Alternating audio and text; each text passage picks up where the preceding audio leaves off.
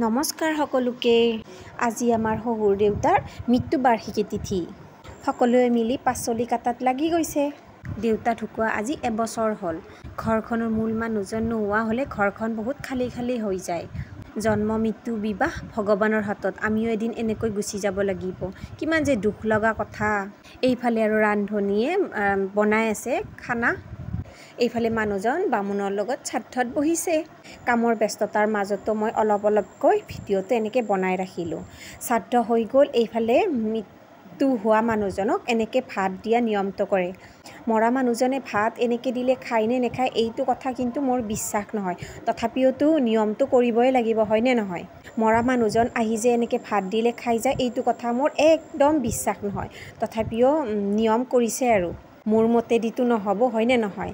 এইফালে দেউতাক ধুনীয়াকৈ ঘৰৰ গোটেইখিনি মানুহে মাতিলোঁ যে ভাত সাজ ধুনীয়াকৈ খাই যায়। এইখিনি সময় যে বহুত দুখ লাগি যায়। একেলগে ভাত খাব বহা মানুহজনক আজি বাহিৰত এনেকৈ ভাত দি পেলাই মাতিব লগা হয়। বহুত দুখ লাগি গৈছে। দেউতাক ভাত দি এতিয়া আমি ঘৰলৈ আহি আছোঁ। এতিয়া ৰাইজসকলে খাব, আমিও খাম। আজিলৈকে ইমানেই, বাই বাই।